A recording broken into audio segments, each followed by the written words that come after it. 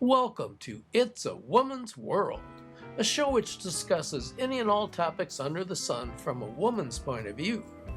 Our program believes that women should be treated with respect at all times and in all places. Here's today's moderator, Nadia Giordana. Hello and welcome to It's a Woman's World.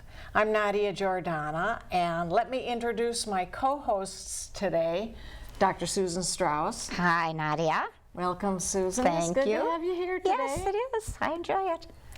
And Ty Goodwin. Hi, Nadia. How are you? It's always good to have you here with us. Same here. All right, and we have a special guest today, Diana Pierce, award-winning longtime news anchor on KARE 11.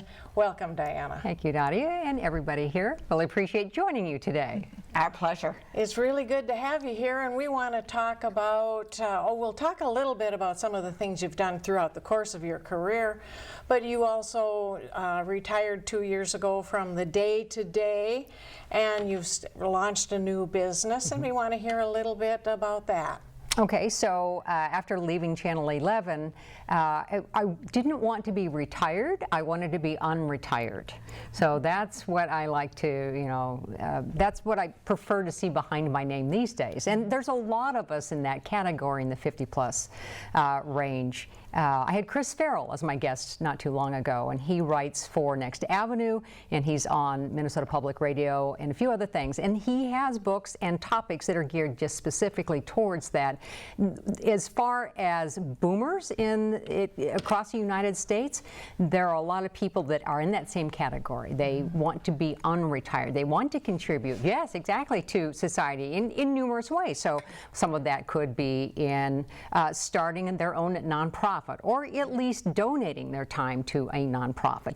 Some of them can't stop working because they haven't saved enough, and that's too bad. So some of the things on What's Next, Diana Pierce, we talk about that. And then the other thing is they want to start their own business. They have a boatload of experience that they're bringing with them into that new venue, and so they want to try something new and different. And so those are the three different categories of the people that I have join me on What's Next. So I've watched several of the episodes, and it's been very interesting. You had a man, what was his name from the wine country? Bill Ward. Yes. Sure. That was fun and interesting to watch. Right. He calls himself, and I thought this was very clever, a wine journalist. Oh. So, yes, he works for the Star Tribune. And in January, I was looking to add, actually last December, I was looking to add a few things, and people out in the community said, so who would you like to see me do some interviews with? And his name popped up. And I thought, well, okay, so I contacted him. He has his own website called Uncork This. And it's really cute. But what he was a Sid Hartman assistant for many years, if you can imagine that. And I said, well, you survived, didn't you? And so, and he talks about that in our interview. And then from there, he just said that he liked drinking wine, and no one really was doing much of that type of review at the newspaper. Mm-hmm. So he decided, aha, I found myself a niche. And so he started that. So not only is he really an expert in Minnesota wines, but then California wines, and now he's a wine judge. Mm-hmm. And he goes around the world doing wine judging. Now, he said it's not quite as glamorous as it sounds, because you can't really drink all the stuff that you're tasting. So you really have to spit it out. So you have to have, I have to understand that that's what goes along with that category. But he's met lots of interesting people, and so he shares some of his favorites with me. We went into the kitchen in What's Next to do it. So we broadcast either out of our living room or our kitchen. So just kind of depends on what the subject is. You had a day job where you were, being an on-air personality, and now you still are an on-air personality. And a lot of people, when they unretire, they go into something that's totally different. Mm-hmm. So how did you get started in being a broadcast journalist? What inspired you to do that? To journalism in the first place? Yeah. So many years ago, I was on a plane. And I think I was probably even between high school and junior college years. And the gentleman that I was sitting next to said, "You have a pleasant voice.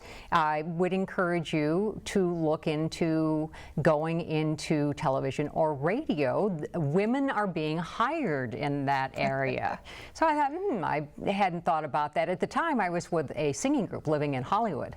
And I knew that that was going to come to an end because I'm not a lead singer. We had a lead singer. She went off to Nashville and toured with others, so she's had quite a career. But I thought, well, I'm going to look into this. And so I did, and I moved back to my home in Central California, but I went to UCLA, and they had a summer school program on Broadcasting 101. So I took that for a couple of weeks, and then when I was done with that, I thought, okay, I can do this. I can see myself in that environment. And so I went to a junior college for 2 years. I'm the youngest of 3 kids, so my parents always had a kid in college, and we're all 4 years apart. So God bless them. So it was, 4 years, and 4 years we all kind of went through. And so junior college seemed like it was a good thing for me. It wasn't as expensive, but as a 4-year school, I could live at home. I could work a little bit part-time. I could afford the books and the tuition, and so that was perfect. And then I transferred all of my units to Boston University. So I do have a degree in broadcast journalism from Boston University.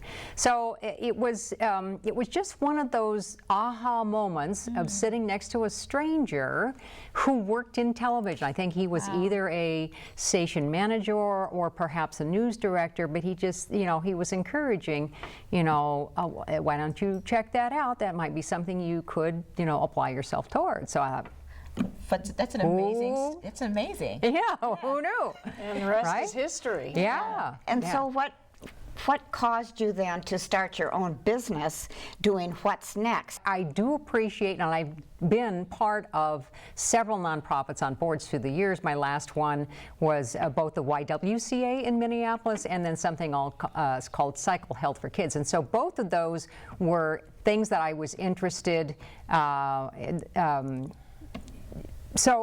But after that, and again, after the Channel 11 thing, I took a little bit of time. I had just wrapped up my master's degree so it's Master's of Arts in Leadership from Augsburg University.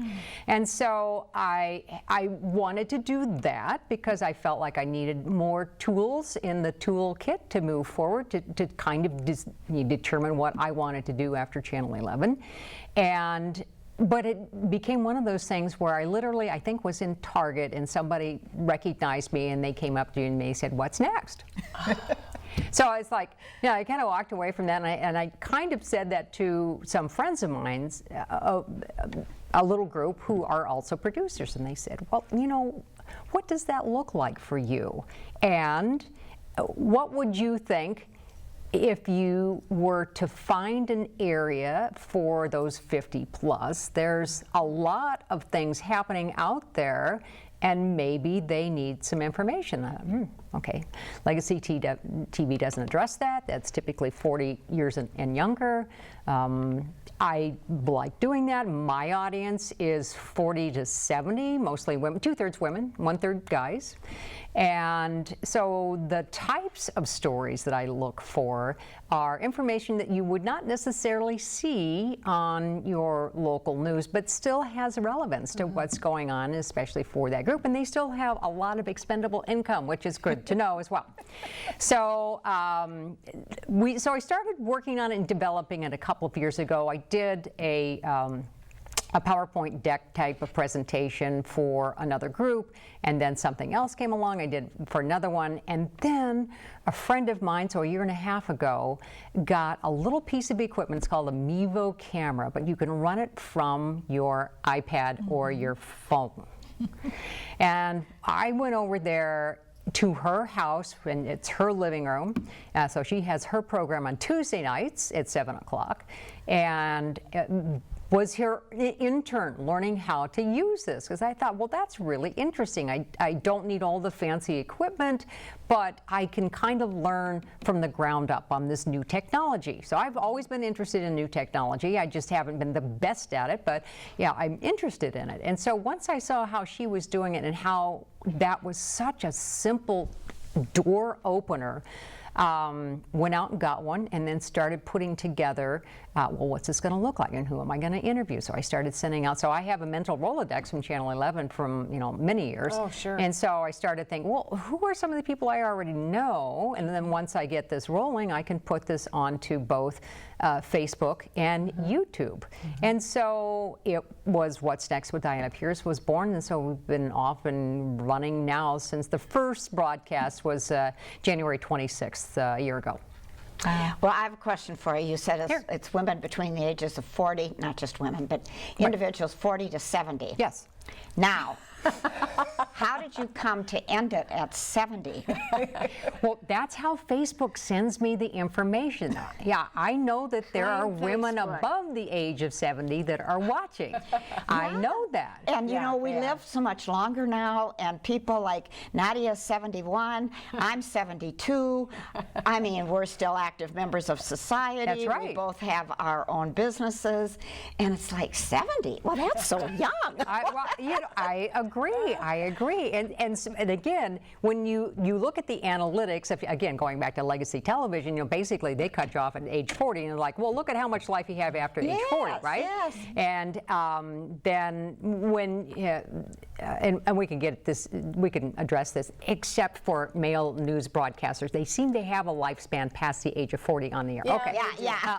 I'll set that aside. Move on. But that's what they give me. But they also break it down in all categories, so they can also tell me what countries are watching. And then I also post on LinkedIn. So now I get to see all over the place, not only just the cities in Minnesota that are interested in the programs and information that I have to offer, but then, I made a connection with China the other day. I ended up using India. I ended up using a little bit. I said, this is the type of story I really love, because he had done a story for the BBC that was about a woman doing yoga, and she was 98 years old, and so I saw that. Yeah, Yes. it was unbelievable. Yeah. It's just a quick little thing. Yes. But she runs this, and she is passing it along to her family, and so she gets the people in the neighborhood involved. They do it on, I think, the top roof of her where she lives. I think, I'm not sure, it's open air. And so I thought, well, again, the universe is bringing me topics and people. So that part of it is, I wouldn't say it's endless, but it certainly is a vast wealth out there that still can be utilized and shared, and that's what I'm most excited about. And you shoot fairly regularly. Yes. In your home studio. Yes. And you still, I think you probably schedule some things. You find time to do some traveling too. You and your husband were doing some traveling not that long ago, and it looked real interesting, and you did some video work while you were traveling. We did. We went up to Alaska last year, so we were gone for about a month and a half, maybe 2 months, kind of that. We do have an RV, and so what we do is I'll tape ahead of time, and so we'll get a lot of this of what I've done is live. So what we do is we have our 2 or 3 camera setup. The stuff goes into a mixing board, and then it goes into our desktop. These are for all the techies out there who might be interested in this. And then we have a program called Wirecast, and so Wirecast then puts it out to Facebook for us in the live portion of it. Otherwise, we wouldn't be able to do what we did if we didn't have an interface like that. So I would say 50% of what we do is live. The other 50% is taped. So what I did when we traveled last year is I had previously taped interviews that then surfaced up on Thursday nights while we were gone. And so I also had a friend of mine that, in case we didn't have it posted correctly, which I've had that happen, she had the flash drive, and so she could post it, so we put her on as an admin as well to help us get that done. So The travel is also, we know in the 50-plus crowd, right? 70-plus crowd, people want to travel. They want to do some interesting things. Hence Bill Ward on the other day, because people want to travel around the state of Minnesota, maybe find out some interesting wines to drink and do that type of thing. So in addition to that, Scott and I have done not only videotape, but stills of national parks. And so we visited over 25 national parks. We started in Voyageurs. And there's so many Minnesotans that don't know that we have a national park in the state of Minnesota. And it just is kind of mind-boggling. You know, they think of the Boundary Waters Canoe area, that's not a national park. That's a wilderness area. But we have Voyageurs National Park. And so our tax dollars go to pay for, you know, that. And it's an extremely, you know, fun little park to see. So his picture of an eagle on a tree has been used for Voyageurs now a couple of times in some of their advertisements or to get people for give to the Max Day, so they've used that type of thing. So then and then I also did something at Sunrise at Voyageurs, and that won kind of like an online, you know, popularity, you know, contest. So but then we just decided that we wanted to see some of the parks that we haven't seen either since we were kids or ever seen. So, and our idea is we don't consider ourselves fine art photographers. We consider ourselves aspirational photographers. Because you're both photographers, aren't you? Yes, yes, both of us will take pictures, and we have different skill sets. So he likes the big, grandiose, you know, big picture horizon, and I like the little pictures of the flowers and things like that. So we'll kind of do different things, and we'll stand sometimes side by side, and he'll shoot one direction, I'll shoot the other direction, and sometimes later he'll come to me and say, "Where'd you get that?" I'm right next to you. You're looking that way, I'm looking that way. You know, so we've done that besides. So we have had an exhibit at Maple Grove Arts Center. So that was last year. We just put up some more pictures that are black and whites. They kind of look Ansel Adams type things up in Baccios. And so these are pretty massive pieces. They kind of give you that museum feel. And that was the whole point. So we have 6 of those up there right now. So the pictures up there are from Alaska Denali National Park and Yosemite. So we've got Half Dome. We've got the Grand Tetons. We have them in snow covered. We have Badlands in there. We have a buffalo skull from Theodore Roosevelt in North Dakota. And then finally, the capstone piece is from Monument Valley. Now, that's not a national park, but it's the Navajo Reservation, so they call it the Navajo Tribal Park, which if you haven't had a chance to do that, absolutely do that. And there's just a little bit of a fee to get in, and you can you can either drive a little bit, or you can take a little tour. Either way, you get to see these incredible lands that you don't have a chance to see otherwise. What would you say to somebody that maybe wanted to start what you do, run a program on YouTube or on Facebook? What advice would you give them, and how do you make an income from doing that? Or are you doing it gratis? I have no knowledge about what you're doing, if it earns an income or not. Let's start with the first one first. So how does one start this? I would suggest that you do your homework.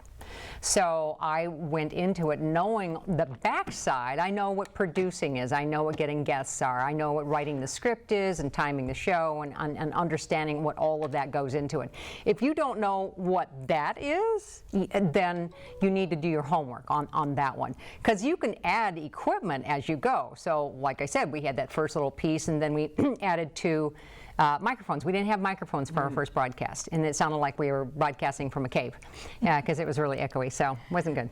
And then we went out and we bought 2 little cheap microphones, and so after listening to that 3 weeks, those aren't good enough. So we went out and got something else. And so then we got another interface, and then it got to the point where it's like, well, we already have Sony cameras, let's hook those up and do so. Each step, and it was gradual. It was gradual, but it made the product, I think, a little bit better and a little bit better. And then I learned how to do a little bit more editing, and I was really hesitant at that. I mean, when you work with the best in the world, basically at Channel 11, and all the stations in this market have some incredible videographers They must. and and editors. And so when you work with that, I was a little intimidated when I first got started. But you know, there's AskLinda.com, and then YouTube. Oh my gosh, any type of tutorial, it's there. It is there. So I've watched hundreds of hours of tutorials on this just to make our product a little bit better. Now on to making a business at it. Because of how I've been working on it, I'm positioning it to be a business-to-business type product, so that somebody that's interested in that market would want to come in and either be a sponsor or sponsor once a month type of thing. So I'm in the process of actually talking with a couple of companies right now to see how we move forward with that. So right now because it is a new business, just like all entrepreneurs, it's going to be out of your pocket for a while until you find how you can make that work, unless you have the world's best widget gidget and they're going to buy it off you. And success is never overnight. It is always a step at a time. So that's what we're doing right now. Yeah. Well, it must make a difference that you absolutely love what you do. Yeah, well, I wouldn't be doing it if I didn't. So, I mean, somebody said, why don't you just be retired? And it's like, well, because I got more to do. There's things that I'm really interested in. And so I've always been a reader, but for me, it's turning that part of it around and like, well, somebody shared their information with me. Why don't I share their information, someplace else? So, hence the guests that we have, and they're Serve Minnesota we had on to talk about, how you can basically be paid for volunteering, because that's what that organization, but it's a nonprofit, but we pay for it. And so I had a mentor come and talk with me along with the president, and she teaches kids reading skills, so second and third graders, and she loves it. And she was going to do it anyway, but now that she signed up with Serve Minnesota, Serve MN, she gets paid for it, but she now can turn her wages into sending her daughter to college. So you can reverse that in a way that's win-win for everybody, right? Yeah. So that's just part of that. Any potential of writing a book down the line? I've been thinking about that. We'll see. Probably if I can move some of these other things, it takes a bit of time. We'll see. But again, it would probably focus back on how do you transition from whatever it is that you have been doing, right? Transition is about everybody, into the next step. So I've got a lot of great transition stories. Two women that stand out on that one are from the Urban Growler here in the Midway area. And so they were both in corporate careers for 20 years. And one of them has like a chemical engineering degree, and the other one was in marketing. I think I saw those gals. Yeah. Oh, they're fantastic. So they just decided they had lost some friends, and they woke up one day and said, okay, so let's do our dream. That's a lot of people who are entrepreneurs. They have a dream. And so, but with their years of expertise, they decided that they were going to try and create beer, open a brewery, and make a great product. Deb had already been doing that in the garage, which a lot of brewers do, right? They start in the garage. We start in the living room, they started in the garage. So they went out to California. She has a degree from University of California on beer making, just like you would get one for wine making. Again, older student, has flipped this and now it's going a different direction.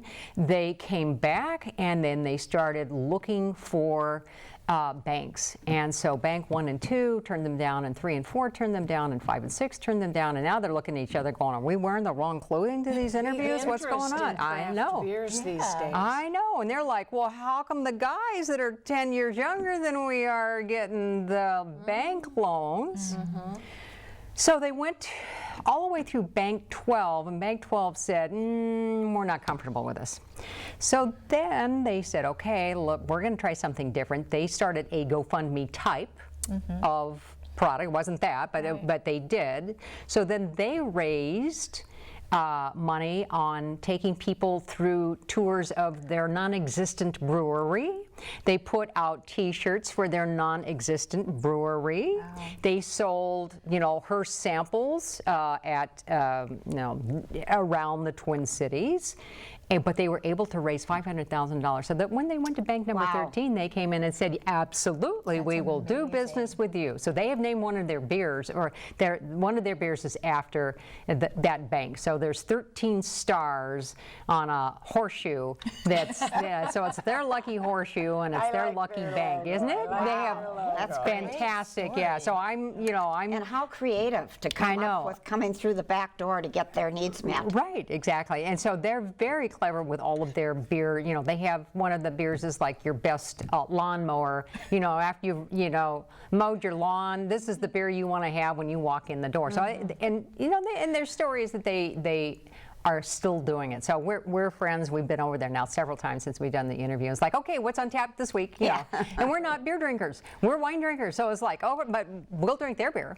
Do you have any trouble at all finding guests for your show, or do you line them up months ahead, getting ready to Pretty much months ahead, and not everybody, but pretty much. Makes sense. Yeah, it just helps that way, when you're kind of organizing things. Even we do it here with this little show. Right, exactly. But I had people, again, but I went back on the Facebook page and said, all right, who do you want me to interview? And so in December, they said, oh, you should really interview this gentleman who's just started this new theater called Theater 55. And so his name is Richard Hitchler. And so he's the director of this. He had been with Stepping Stone Theater for a number of years. And so then he was on the Minnesota State Arts Board, and he was kind of looking around, and he's like, well, wait, there's this category of audience that's not being served with then actors on stage that fit that category. So his youngest actor, they did Hair by those who lived it,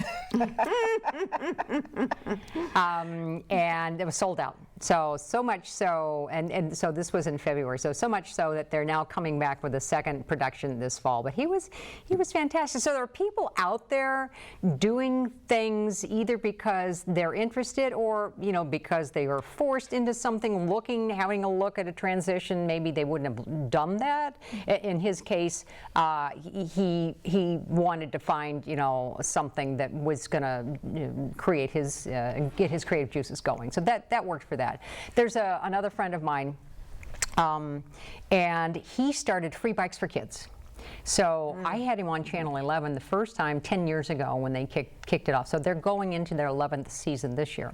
And so he was like, I just see all these kids' bikes sitting around and nobody's using them, and yet we've got a lot of inner city kids that could use them. So let's just collect these bikes and fix them up and give them a new seat and new handlebars, and let's just recycle them. And so he did that. He started in his garage, and now he's got 5 states involved. The UK is involved.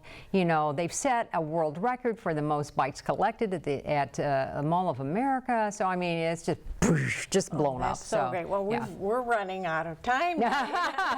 This has been fascinating. I wanted to hear more about that bike fellow. But we're done for today. Thank you so much for being on the show. I'm glad you could be here. Thank you. Susan, thank you. Thank you. With us. Always enjoyable. Oh, me too. And Ty. Fantastic stories. Yeah, thank you. Thank you for inviting Diana. me. I appreciate it. And thank you all for watching us today. We'll see you next time.